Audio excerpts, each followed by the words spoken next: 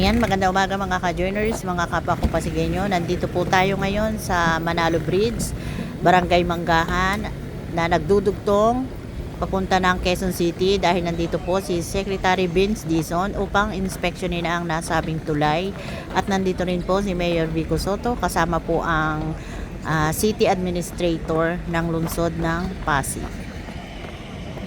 Kasama po ang mga engineer ng DPWH at ang JICA contractor na mangunguna sa proyektong ito.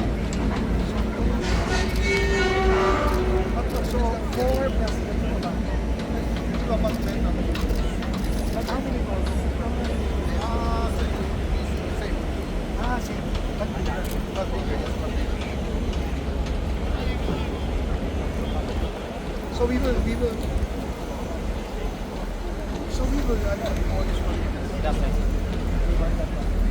how fast do you maybe according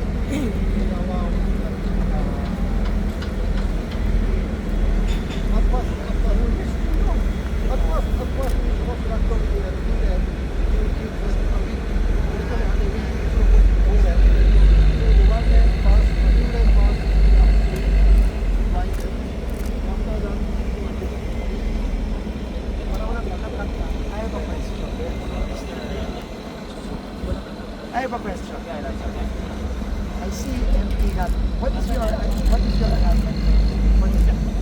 Because you will expand, right? Right.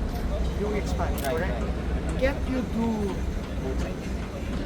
No, can't you leave this so you don't disrupt the parallel to it? That's right. That's the original option, sir. But dito po side na to, not in the downstream. But what's the bottom line? Yun lang po. Gusto natin hindi ba yun?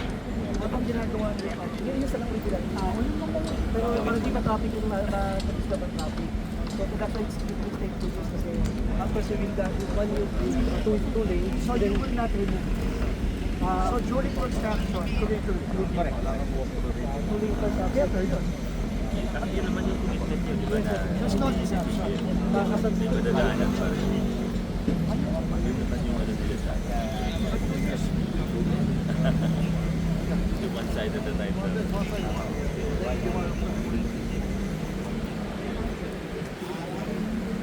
So zero disruption. Laging dito yung traffic na one day. Yeah,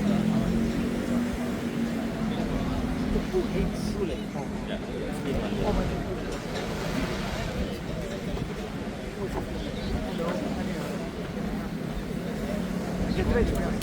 Yes, sir. Part of this project is a dredging of 2 million cubic meter of So,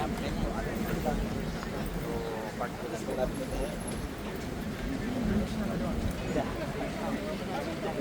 Procedures pala. Sige, sir.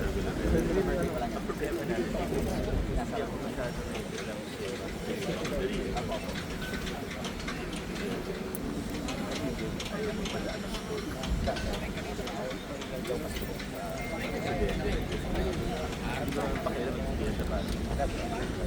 Pero sa side namin, gusto namin magpadaan.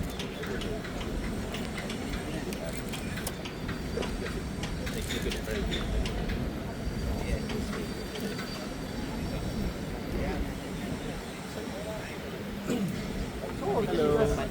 Ortigas ang naglalap.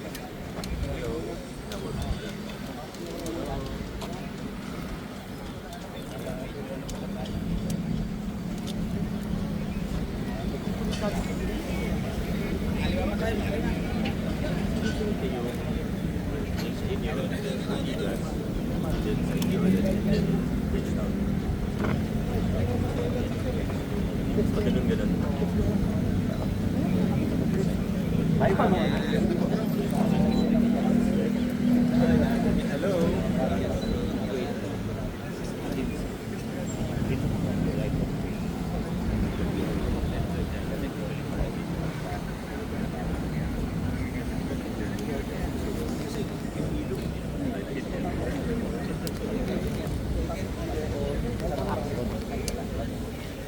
Pati ka na access. Oh, yeah. Turnover naman ito sa it's not technically. Wala naman pala. No, the way. The right of way. It's not.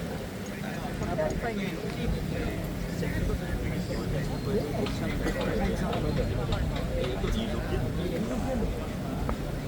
Public. Ayaw lang namin pakialam kasi hindi naman siya para sa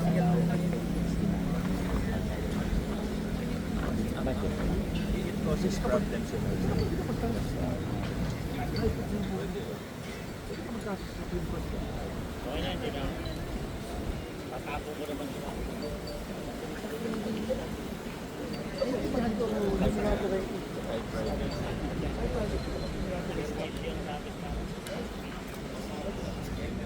laking bagay sa amin pag pagdaan yung Parang na natin kay Yusek Rincon. Sige, sir. Kasi bawal daw yung motorsiklong tumawid papuntang QC site. Kasi pinagbabawal daw nung Ortigas. Sige po. Bawal yun. Impeding right to movement yun. Ano mo nga kay... Sige, sir. Ito po. Kasi kung ito ako napapayag. malaking bagay sa amin.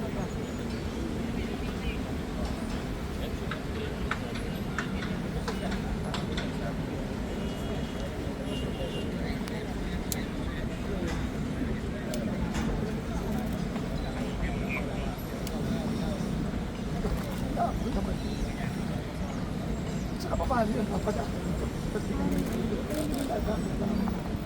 ba?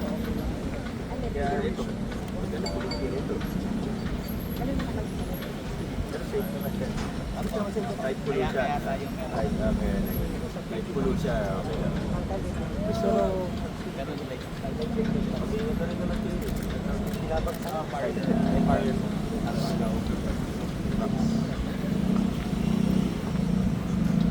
sa ako si side meron din. Pero pa kayo.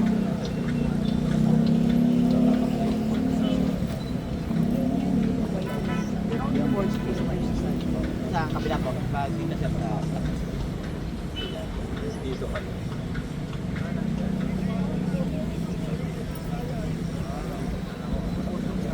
Yes, sir. Wala tayong magagawa. Wala tayong siya yung pondo nito, 700 million. 2026, sir. Sinabihan ko na po sila ayusin lang yung documents. Kaya ka ba? Ako lang po. Sabi ni Ha? Chico.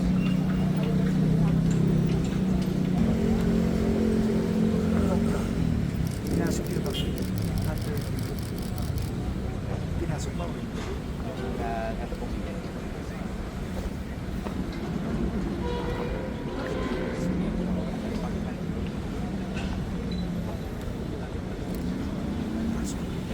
Bigla sabi tomorrow.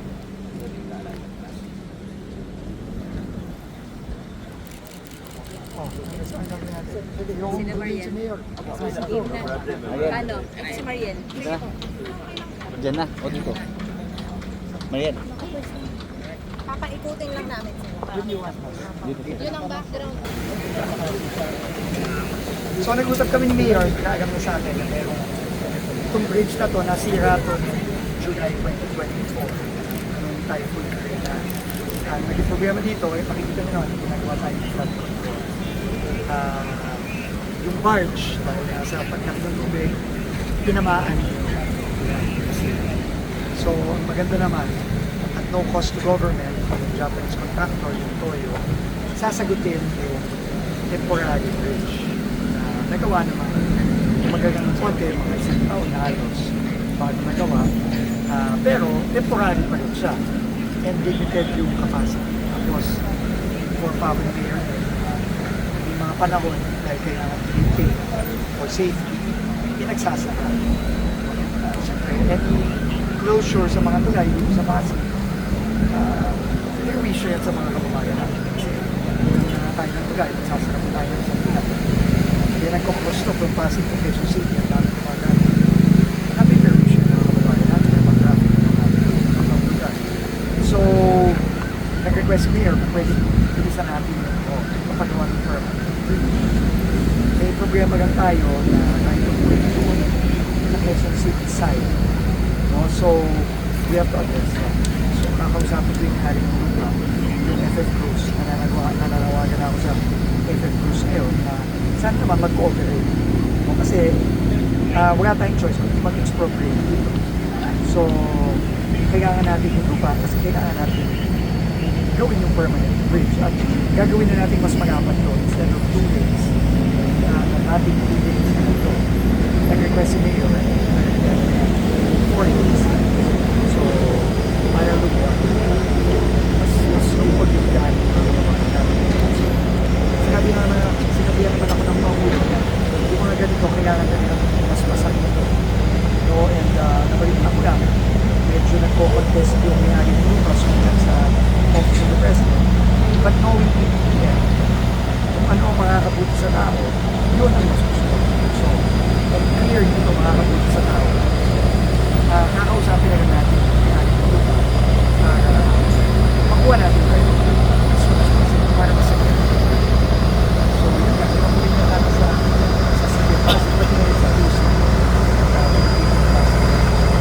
Dito sa at least 1 year and a half.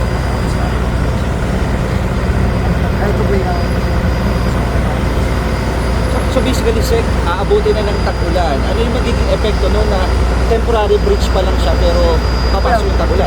dati naman, yung permanent naman to, 2 lane naman siya. Ang important, ganun pa rin. Makakatulong lang ng malaki kapag widen na natin. So wala namang masyadong epekto na nagsasatag ka. Kasi hindi naman natin papayagan na magsara to during the season. So ang sabi ko nga, isasara lang nila to kapag konti yung tao sa Metro Manila. Konti, Pasko, yun na. Hindi pwede magsara to all na. And just in case magkaroon ng masettle na yung dispute dun sa right of way, yung sasagot sa pagpapalit ng temporary bridge into concrete one basura, paano magiging funding nun? Ano yan? Gobyerno. Gobyerno na. Sinagot tong pagkatista lang. Gobyerno yan. Kasi kailangan na natin i-widen. Kasi gagawa na rin ng tayo, tama naman si Mayor, gagawa na rin ng tayo. Kung ano tayo na mas malapan. Saan po na po yung abutin ng construction? Mga 700. Saka saan po kukunin yung fund 2026? Susubukan natin maghanap ng pondo for 26. Pero most of it for 2027. Pero pipilitin natin na makuha natin yung right of way. Mag-upisa na tayo ngayon. Saan na po isimula sa right of way? Actually, nagsimula na sila. Kaya lang kinocontest ng una. So, we will have to either negotiate, pero kung ayaw tayo na, wala tayong choice. Mag-expropriate tayo. Yung right of way sa QC, gano'ng kalaki yung pinag-uusapan natin dito? What is the width? Yukisan. How many meters? 100. Second question. Sir, pwede kay Mayor Vico. I-check na lang. Sa akin na yun ta. Mas alam naman nila. Ano yun? De, tatanong ko lang, Mayor, kung bakit importante na ang isang DPWH Secretary ay ini-inspect yung mga LGU projects tulad dito sa lungsod. Siyempre, pag nandito yung secretary, mas mabilis ang action ng lahat. Isa kasi ito, DPWH, kasi nga nag-uusap-usap. Kailangan ng ano eh. Kailangan ng Nokia eh. Kailangan pa ng Nokia eh. Kailangan ng operator. Yung height po ng bridges, originally yung height. I think it will stay the same. Suzuki sa same height. Same clearance. With gang ang magbabago. So gagapan tayo, dodoble. Yung gapan natin. Okay po, thank you so much Anything po. else? Nothing? Wow. Nainitan na daw sila. Hey, Thank you. how are you? Yes, Wait lang mga sir. Oh, lagi kayong sa deputy secretary. Gusto kita, Mark. Okay. Saan ka sa base?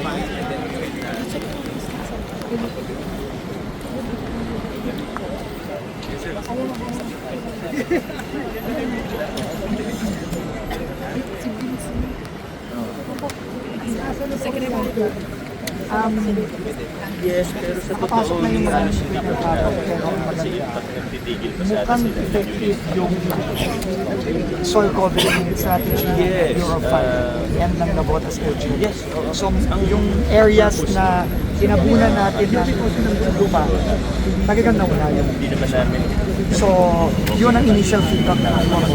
Pero importante makausap niyo si Mayor Toby Chang. Kasi siya talaga magbibigay ng update. Ay, sorry. Si Toby kasi katrabaho ko ng COVID. Si Mayor John Ray Chang. Usapin niyo lang siya para makapagigay siya ng update. Pero based on the update we got, quite effective yung strategy ng BFA tsaka ng Nakornas. Tatabunan natin. Kasi nawawala 30 hectares, roughly less than 30 hectares yung nasusunod. 40 hectares yung buong natin. Like, are we expecting more equipment sa mga Yes, pataga kami na pa. In fact, nag-request na rin ako sa private sector. Sa SM, nag-commit ang SM. Sa Miguel, obviously, ang Prime Infra nag-commit. So, maraming mga nag-commit. So, tulong-tulong na kami nun kasi kailangan as soon as possible. Kasi dito ko yung Bulacan, dumaan ako. Pag dumadaan ako ng NX, papansin ko pagpapalapit ng Bulacan, medyo nag-i-easy na. Nagkabot yung kalsada po. Kasi sabi ni Mayor last time parang weekend magagawa. Tapos na. Tapos kahapon. Early yesterday, yung last week, ang effective yung strategy nila John Ray ng BFP na soil cover. Kahapon, nag-full blast kami. Di Namamatay ba abot dito yung Depende Yung- kasi sa change of winds wind direction. Yung Ngayon it's masabi. all going north. Kaya ako, everyday akong dumadaan ng NX. Napapansin ko talaga pagdating ng Bulacan, medyo hazy. natakot? Kailangan yan talaga, kasi amihan tayo ngayon, so southern or northeastern. Pagka naghabagat to, ano na, west-east na, tama. Pagpupunta ng Metro Manila. So kailangan talaga, as soon as possible. Sana, weeks na lang. Ano ulit commitment ng private? Hilingan niyo ng tulong. Equipment, matagal na talaga, SM, San Miguel, Prime, Fragat. Kasi yun talaga eh, kailangan nga talaga, soil, tatapunan nga natin ang pupunan. Saan kumukuha ng soil? Dun din sa area. Tapos yung dredging material, nagde-dredge tayo, yung nakukuha natin sa dagat, yung dredging material. Tsaka may nag-donate din ng palambak. Bagay, yun nga ang way. Tama sir, part pa rin ito ng Pasig Balikin. Yes, ito. Ito maayos. Sabi ko nga kay Mayor, ganda ng flood control dito. Ito talaga pagka Japanese ang nagawa. Try ka po ba? JICA. Iba talaga pag isa. Pagka walang daya, walang kalokohan. Okay guys.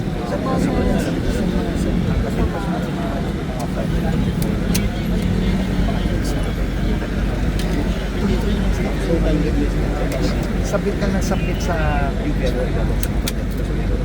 sabi ngayon, kaya nga na, ang inaayos namin ngayon, sisimulan na namin mag-aayos ng mga problema sa Bulacan. Pitas. Kasi, tatagulan na. Babahay na naman yung mga taga-Tagup. Kaya nga na yun. Thank you guys. Thank you so much. Sir, thank you. Dito kayo. Mga sir, may snacks tayo. Sir, gusto kayo, sir? Aba. Gusto kayo, sir? Sir, hindi kayo nindito pa. Sir, Sa atin pwede ka?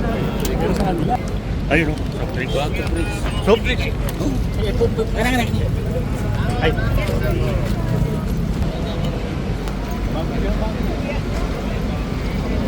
morning po. Ay,